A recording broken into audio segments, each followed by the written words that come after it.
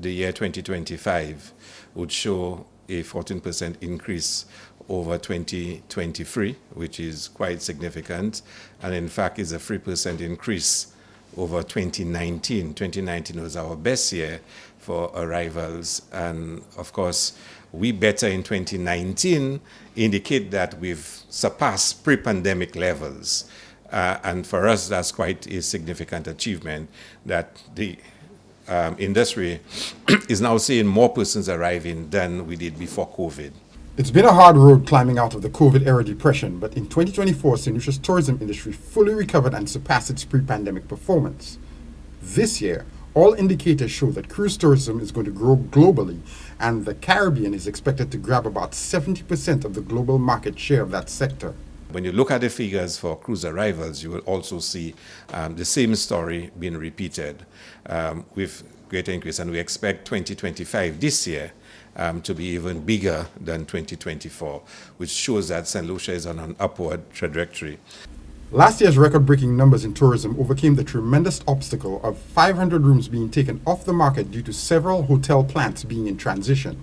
This year, many of these hotel rooms are set to come back on the market, as well as hundreds, maybe thousands of new rooms being added to the island's stock, depending on how smoothly construction schedules proceed.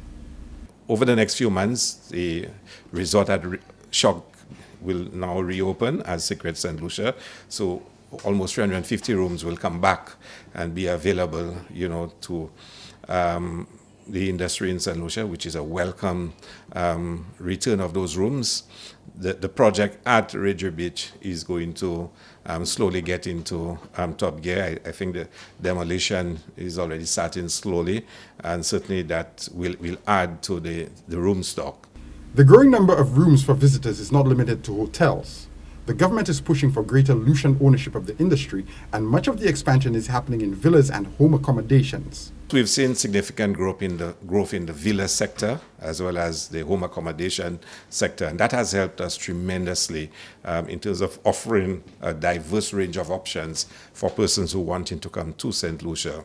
And we surely see, when it comes to event tourism in particular, jazz, carnival, the beach festival, and cricket and other such activities, a high demand for home accommodation and for the villa sector. 20 or 30 years ago, this would have amounted to nothing but jobs for St. Lucians, but in this decade, there are a host of new problems that come with making sure Lucians get more than low-paying jobs out of tourism. We are in constant dialogue with taxi drivers, for example, to try to solve some of the problems they have, because there are problems, and like we always say, when there are problems, we roll up our sleeves and we work with stakeholders to try to solve those problems.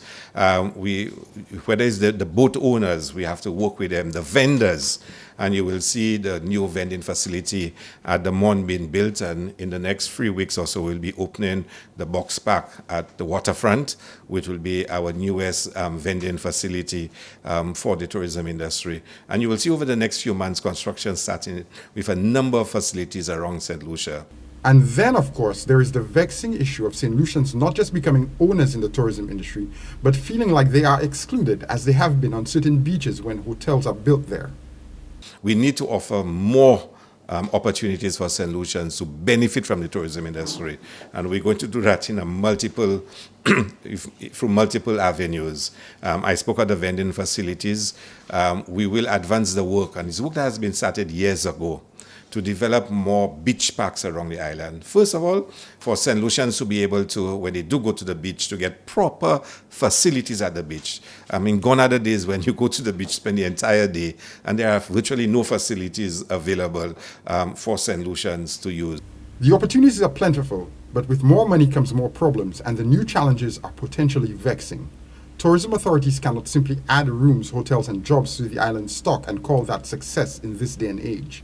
They must navigate politically charged problems to achieve distant economic targets and meet the high expectations of a people who are no longer satisfied with the crumbs from the tourism table and want a bigger slice of the multi-million-dollar pie.